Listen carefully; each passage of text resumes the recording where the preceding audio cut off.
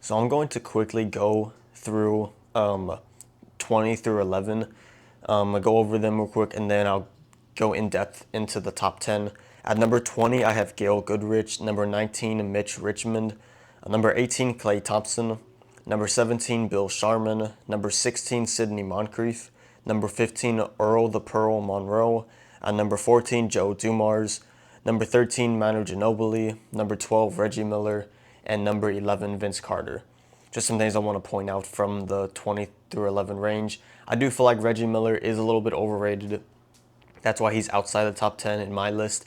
Manu Ginobili, one of my favorite players as a Spurs fan, one of my favorite players of all time, the best sixth man ever, in my opinion. Joe Dumars at 14, a really good player who's really underrated. I feel like won a Finals MVP, won a couple championships. Earl the Pearl Monroe, another guy who I feel like is a little overrated, and then Sidney Moncrief is underrated, and Klay Thompson, who I feel like maybe could have been higher on this list, but he ended up at 18. Getting to the top 10, I have Hal Greer at number 10.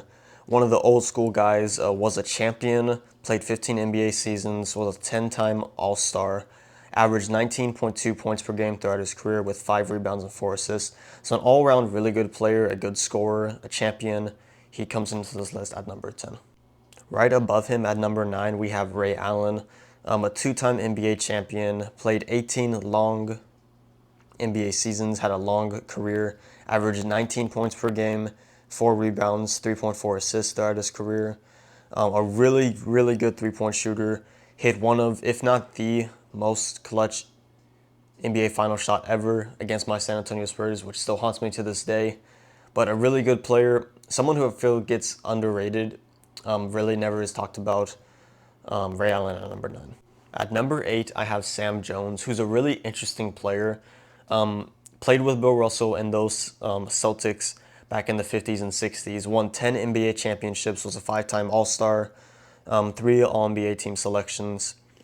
Throughout his career, averaged 17.7 points per game, 4.9 rebounds, and 2.5 assists. So when you look at that, his stats aren't great. He was a good scorer. He did win 10 championships, and people will say because that's Bill Russell.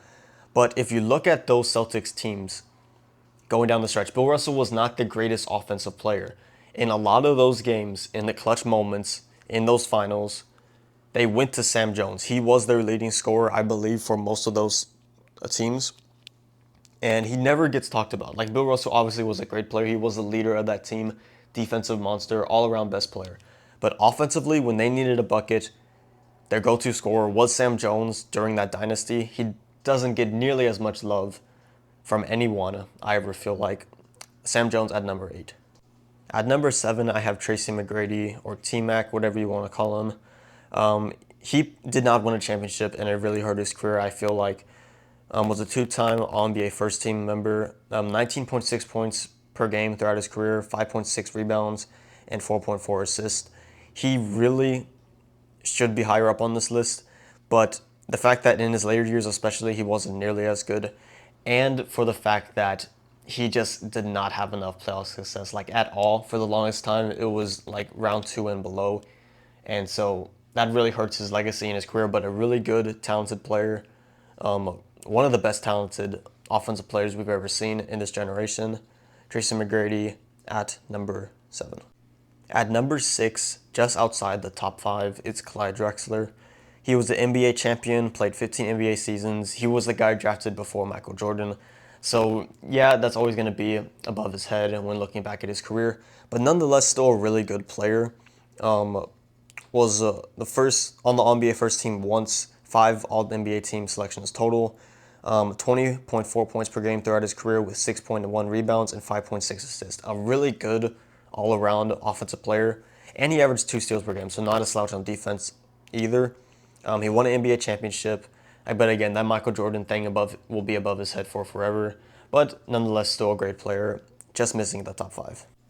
Now we get to the top 5. I have Allen Iverson at number 5. Allen Iverson and the next 2 players on this list are really, really close. They're in the top 5 for sure. It just depends on your preference and who you ask for who you're going to have at number 3, number 4, and number 5.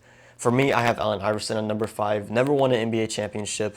was an 11-time NBA All-Star and MVP, averaged 26.7 points per game throughout his career. A really, really good scorer, 6.2 assists per game.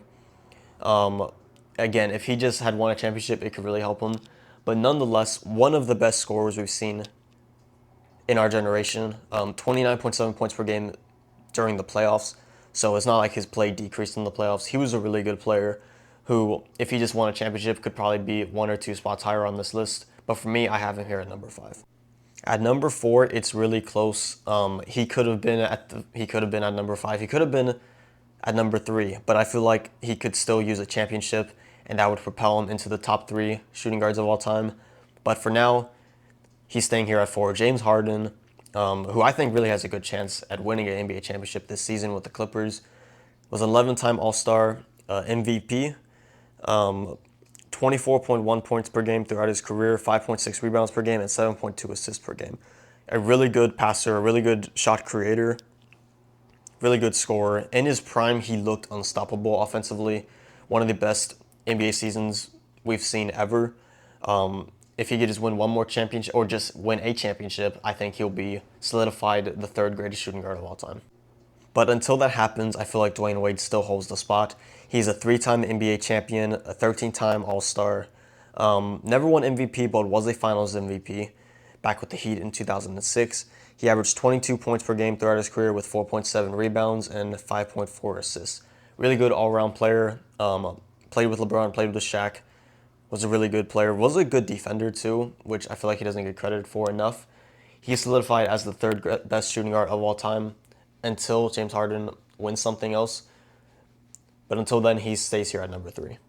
At number 2, clear and obvious, separates himself from the last 3. It is Kobe Bryant. He's a 5-time NBA champion, played 20 NBA seasons, 18 All-Stars. Only won 1 MVP, but was a 2-time Finals MVP. Not only was he a great player offensively, but he was a really good defender too, which you don't see a lot of from the best players of all time. Kobe was a true two-way player, making 12 all-defensive teams throughout his career. He averaged 25 points per game throughout his career, 5.2 rebounds, and 4.7 assists. Really good offensive player and a really good defensive player. If he had won maybe some more Finals MVPs of the championships he won, and maybe if he just won 1 or 2 more MVPs, he could really be solidified as one of the 5 best players of all time in NBA history. But regardless, still a great player. RIP to the Black Mamba, one of my favorite players. Even as a Spurs fan, hating the Lakers, growing up watching them, I loved watching Kobe Bryant play. He comes in here at number 2. And at number 1, was it really ever a question? Michael Jordan is the best shooting guard of all time. Maybe some people would argue Kobe Bryant above Michael Jordan, but I really don't know who's saying that. No disrespect to Kobe, but MJ is just in a league of his own. 6 NBA titles in 15 NBA seasons. He retired for a year or 2, came back, did it again later in his career. Who knows how many championships he would have won if that didn't happen. 5-time MVP, 6-time Finals MVP. Just like Kobe, he was a great defender also. Won the scoring title 10 times. Won Defensive Player of the Year, averaged 30.1 points per game throughout his career, with 6.2 rebounds and 5.3 assists. MJ is the best shooting guard of all time, and it's not even close in my opinion. If anyone says otherwise, I get it, but at the same time, I don't. Michael Jordan is the best shooting guard of all time, and unarguably one of the best ever in NBA history. One of the best leaders, one of the best winners, one of the, if not the, hardest working ethic. Him and Kobe, I feel like, fighting for that spot. One of my favorite players just because of the mentality and like watching The Last Dance, he was just such an interesting player, such a unique human being. Michael Jordan is the best shooting guard of all time, easily, hands down. Let me know if you like this video. I will do the best small forwards of all time in a week or so. I also did a video on the best point guards of all time about a week ago. If you want to check that out, you can, and then I will make the video on the small forwards later.